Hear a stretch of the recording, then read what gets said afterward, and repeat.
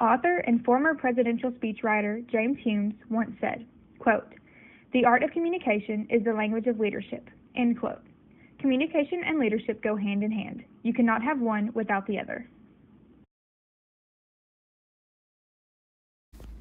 In Teams, Groups, and Leadership, Karen Anderson Lane, PhD, defines leadership as, quote, "the process of using communication to influence the behaviors and attitudes of others," end quote. Hackman and Johnson, 2003. Being a leader entails more than just coordinating a group project or having the power to make decisions. Leaders have many other responsibilities, including managing group conflict and making sure that the group works together as a unit with cohesive ideas, rather than as separate individuals. There are 4 different approaches to leadership: trait, stylistic, situational, and functional. The trait-based approach of selecting and promoting executive leadership has continued to evolve with modern context. Given the pressure and immediacy of these shifting demands in uncertain terrain, there is a tendency to believe that the prevailing challenge or crisis at hand is fundamentally different than all others in the past and provides limited insights for the future. From one perspective, various leadership experts have asserted that leadership models of the past provide little guidance for the business context of the future. A trait approach to leadership assumes that leaders are born, not made. Individuals who approach leadership from this perspective believe that some individuals are just leaders because they have a natural, effective communication traits, such as a charismatic speaking style. A stylistic approach to leadership focuses on what they do rather than what they are. Stylistic leadership has led to the development of the different styles of leadership, including autocratic, democratic, and laissez-faire. There are 3 main styles of leadership: autocratic, democratic, and laissez-faire. Autocratic leaders act independently from the group. They give guidance and continual monitoring. This leadership style is most effective when decisions need to be made quickly. Democratic leaders involve every member of the group in the decision-making process, but ultimately make the final decision. Laissez-faire, sometimes known as delegative leadership, is when several members of the group assist in the decision-making process. The leader sets up goals and tasks for the members and allows them to accomplish them with very little guidance. The leader is still responsible for the final decision and has the power to veto a decision.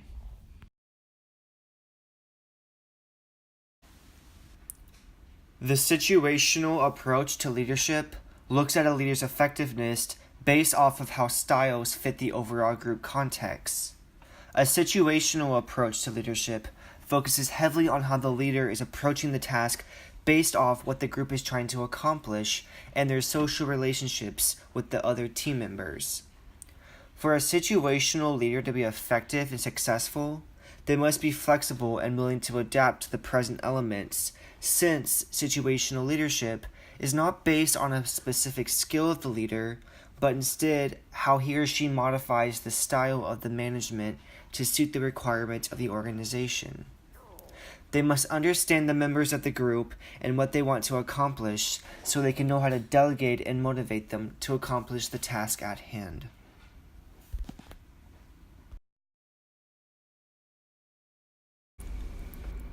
A functional approach to leadership looks at leadership being a behavior rather than a person with a formal title, and believes that leadership is made up of 3 equal parts of task, team, and individual, and that the group's motives and goals are derived with consideration of these categories.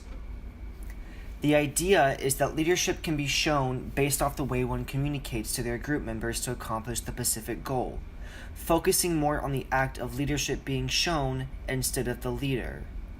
Functional leadership is often used to describe job positions where an individual is expected to take leadership responsibility without having any delegated authority, according to Sheed. This approach is similar to shared leadership, as it implies that no one is technically in charge, and every member is still free to demonstrate leadership. Even though one might demonstrate more leadership than the other members, they still have no formal title, as this approach focuses more on the act of leadership being shown among the entire group rather than who's in charge. The functional task and relational roles are very different but similar in the aspect of them falling under leadership. The functional approach goes down as a general idea of being able to communicate like a leader.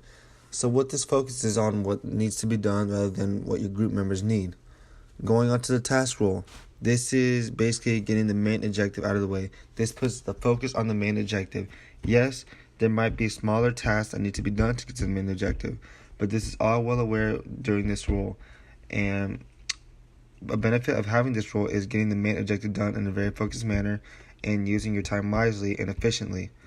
Now, when it comes down to the relational role, this is about the complete opposite of task. During the relational role, you are putting your time in your group members and getting to know each and one of them. So this could be learning their strengths and weaknesses, for example. Yes, that might take more time, and yes, you're putting your focus on the main objective as well, but having to do this gets your members driven and having a positive environment so that you can get whatever objective it may be done in an efficient and positive way. Leadership is an important quality that helps to maximize efficiency and to help create organization and goals within a group. So today we've learned what exactly it means to be a leader and what is leadership, the 4 different approaches to leadership, trait, stylistic, situational, and functional, as well as the functional task and relational roles.